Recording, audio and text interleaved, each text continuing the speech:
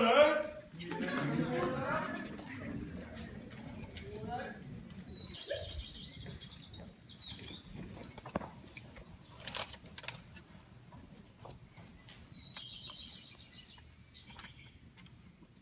Monsieur Prisonette, how divinely beautiful. Is it not? Listen to what Romeo answers. It was the lark, the herald of the morn, no nightingale. Look, love, what envious straits do lace the severing clouds in yonder's east. Night's candles are burnt out, and Jocelyn day stands tiptoe on the misty mountain tops. I must be gone. No one. And mademoiselle, you must not take fright like a startled bird. Hear the immortal lovers.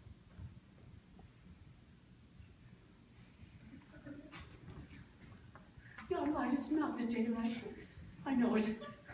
'Tis but how it is some meteor that the sun exhales. To be to thee this night a torchbearer, and light thee on thy way to Mantua. Therefore, stay yet. Thou needest not to be gone. Let me be taken. Let me be put to death. I am content. So thou wilt have it so. I'll say, yon grey is not the daylight. I know it. 'Tis but the pale reflex of Cynthia's brow. Nor that is not the lark. Its notes beat the vaulty heavens so high above our heads. I have more care to stay than will to go. Come, death, and welcome. No! He must not say such things, or I shall cry. Then we shall stop, and read no further until tomorrow. Shall let Romeo live. This spot seems expressly made. It seems to me to cradle the words of the divine will. The verses are divine, and the soft air here is a divine accompaniment. And see, these green shades. But, Monsieur Prisonette, what makes them divine to me is the way you read.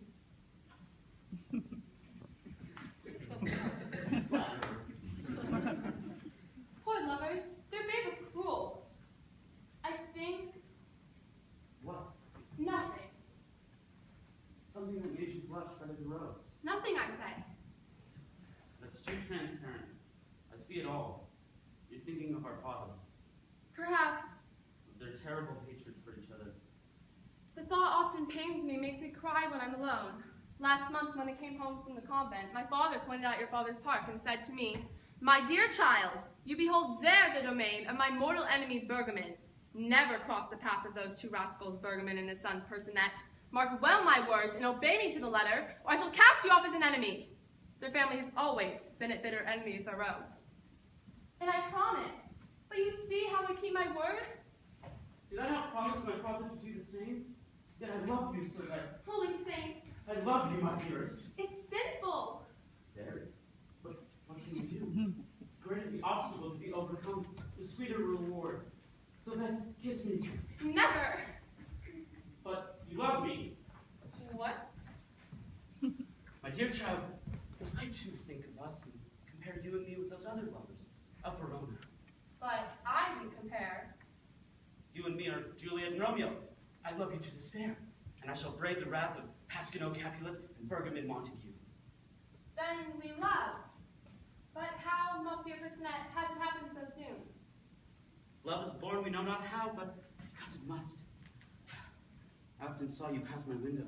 I saw you too. And our eyes spoke in silence. One day I was gathering nuts in the garden by the wall. One day I happened to be reading Shakespeare. See how everything conspired to unite two hearts. And a little gust of wind blew my scarf in your direction. I climbed the wall to return it. I climbed too. And since that day, my dear, I have waited here by this wall at the same hour. And every time, my heart beat louder and faster until I knew by your soft laugh that you were near. Now, since we love, we must be married. I was just thinking about I, last of the Pasquinos, do solemnly pledge myself to you, last of the Bergamins. Noble recklessness. We shall be sung in future ages. Two tender children of two hard-hearted fathers. But who knows whether the hour is not at hand when our father's hatred may end? I doubt it. I've heard of that the reigning prince comes riding past someday, I'd run to him and kneel and tell him the story of our love and of our father's hatred. The prince asks to see my father and Bergman, and they're reconciled. And your father gives me your hand. Yes, or else you languish. The doctor declares you cannot live. And asks, what ails you? And you answer, I must have Sylvette. His pride is then forced to beg. Yes, or else, an aged duke, having seen my portrait, falls in love with me, sends a squire to sue for my hand, and offers to make me a duchess. And you say no. He is offended. In some dark night, when I'm in the garden meditating, he springs forth out of the darkness. I scream! And I lose not a second in springing over the wall, dagger in hand. I fight like a tiger, I know 3 or 4 men. Then my father comes in, takes me in his arms, and tells me who you are. His heart softens. He gives me to my Savior. We lived together for years, happy and content. This is not at all impossible, is it? Someone's coming. Kiss me. This evening then, at 8, you'll come. No. Yes. Your father.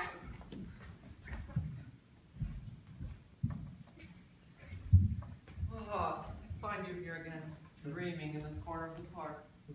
I love this old corner, Father. I adore this bench, over which the vines of the walls so gracefully drape themselves.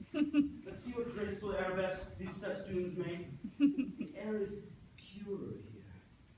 By the side of this wall, Yes, I love it. I see nothing lovable about it. He can't see why. But it's charming, covered with ivy and creeper. See here what honeysuckle, this 100-year-old wall, with its constellations of flowers, peeking through the crannies, kissed by the summer sun. Make the bench a throne fit for kings. Nonsense, you harebrained you. You mean to tell me that this wall has eyes? Oh, what eyes! Of soft azure, yet dazzling blue.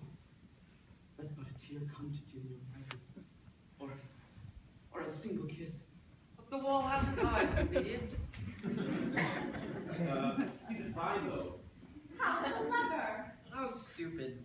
I know now what has turned your head. You come here to raid. Plays and verse. That's what has turned your head. Now I see why you talk of eyes and honeysuckle. I tell you, to be useful, a wall doesn't have to be beautiful. I'm going to have all this green stuff taken away, and the bricks relaid and the hole stopped up. I want a white wall and a high one, to keep the neighbors from looking into our park. I want no vines and honeysuckle. On the top, I'll sprinkle broken glass. Pity. No pity, I insist on it. Glass, all along the top of the wall. And now, I have something to say to you. If the wall hasn't eyes, it may possibly have ears. See whether some curious listening. Till tonight. Oh, come as the clock is striking. I adore you. Well? No one. Well then, my boy, I should like to see you married. Oh, What's that? Nothing. I thought I heard a cry. A startled bird, perhaps. I have given the matter my undivided attention, and have chosen a wife for you. I tell you, I am in earnest, and I intend to force you, if necessary. Will you stop that confounded whistling? No woman is rich. She's a jewel. I want none of your jewels. I'll show you, young insolent. Spring is filled with bushes with the songs of birds. The fruitlets accompany the love notes of wild birds. Rascal! The whole world laughs and sings farewell to April. The butterflies Ruffian! wing their way across the meadows to make love to the adored flowers. Love, Villain! love opens wide the hearts of all nature. And you ask me to consent to a marriage of reason? Of course I do. No, Father. I swear by this wall, which hears me, I hope, that my marriage will be more romantic than any dreamed of in the most poetic of the world's love stories. It may catch you. I can really understand now why Papa hates that odious old man. Well, mademoiselle, what are you doing here? Nothing. Taking the air. Alone by this wall. I forbade you to come near it. See that park over there? It belongs to my mortal enemy. I know it, Father dear. Why, here you are exposed to any insult. And if those rascals knew that my daughter was walking alone on this side of the park, it makes me shiver just to think of it. Why, I'm going to have this wall repaired and erect a huge iron grill on top of it. He'll never do it. It would cost too much. Now go inside, quick. Take this note at once to Monsieur Straffarel. Bergman! Pasquinot.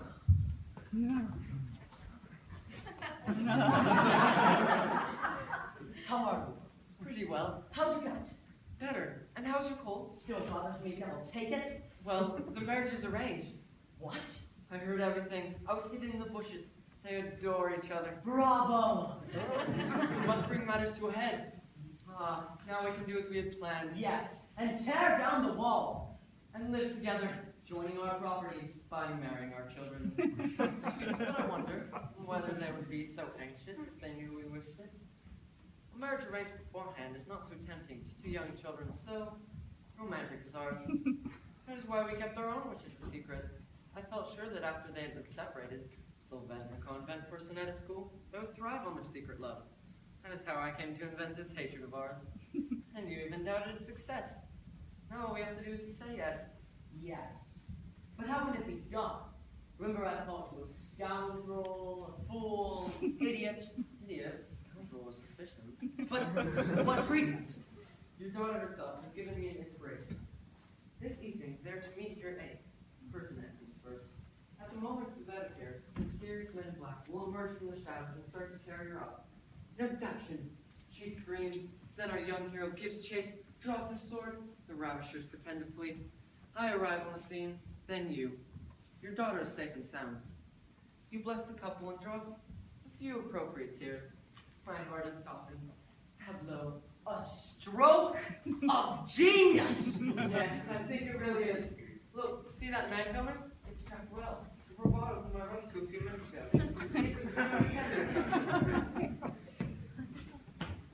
Allow me to introduce you to my friend Pasquinot. Monsieur. There, on the wall. Now, my dear master, does my plan meet with your approval? It does. It is most simple. You must act quickly, you understand? I sit and say nothing. Make-believe abduction. And stage fight with swords. I understand perfectly. You must have skillful swordsmen. I can't have my boy hurt. He's my only child. I will see to that myself. Good. In that case, I shall fear nothing. Ask him the price. For an abduction, maestro. How much do you charge? That depends, monsieur, on the kind you wish. I have them at all prices. In an affair of your kind, however, nothing should be spared. If I were in your place, I should have a first-class abduction. Do you have many classes? Indeed I have! I have the ordinary, vulgar abduction in a cab, with 2 men dressed in black. That one's rarely used. The daylight abduction, the midnight abduction, the pompous abduction in a court carriage with powdered servants. Wigs are extra. With mutes, brigands, musketeers, anything you like. The abduction in a post-chassé with 2, 3, 4, 5 horses ad lib. The discreet and quiet abduction in a small carriage. That one's rather lugubrious. The rollicking abduction, in which the victim is carried away in a sack.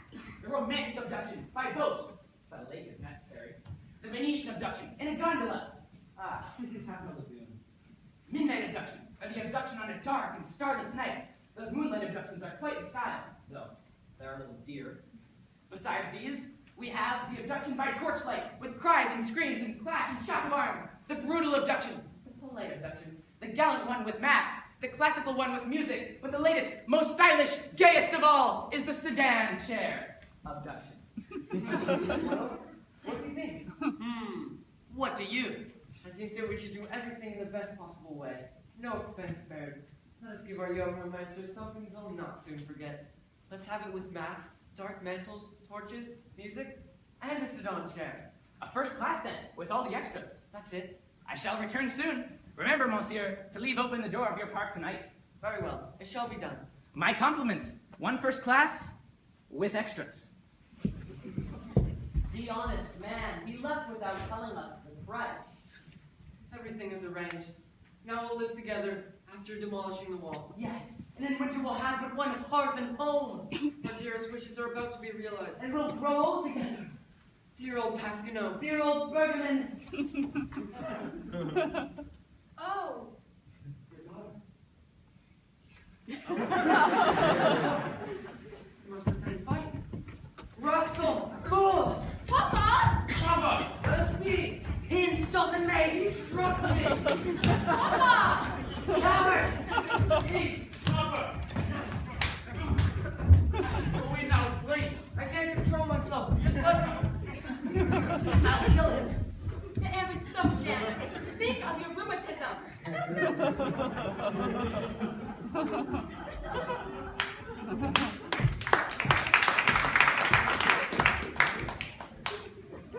I see one star already. The day is dying. Stay there.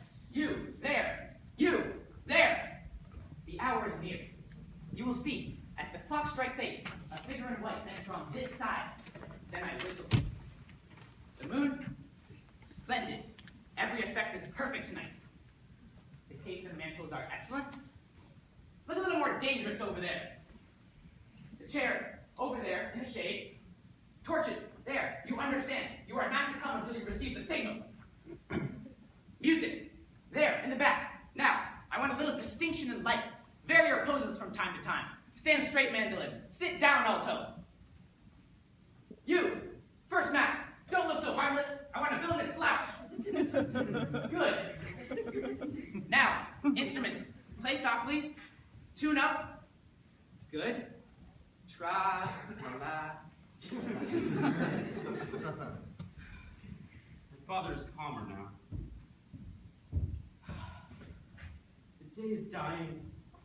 The intoxicating odors of the elders is wafted to me. The flowers close their petals in grave. Music. Oh, I tremble like a reed. She's coming. Amoroso. Oh, my first evening's meeting. I can scarcely stand. Oh, the soft breeze. It sounds like the flutter of her dress. I can't see the flowers, but I can smell them. And this tree, the star above it. Oh, music. The night has come.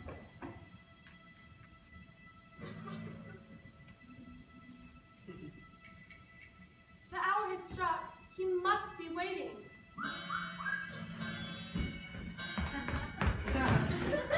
Help! Help! Good heavens! Was another killing me? Help! I come! There! Ah! Tremolo. Perbacco. He's the devil, that child.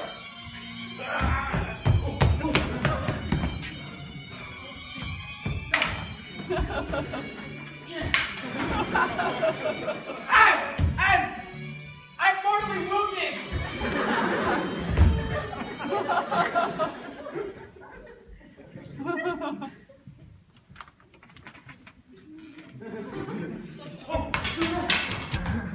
The savior. Bergman's son, your savior, I give you to him. Bergman, your son is a hero. Let us put away our quarrels and make these children happy. I hate you no more. Sylvain, do not speak loud, for I know I am dreaming, but don't wake me. Our hatred is ended. Henceforth, let there be no Pyrenees. I knew my father could change so. I told you everything would turn out happily. What is it? This paper? Your signature? What is it, if you please? Monsieur, it's my bill.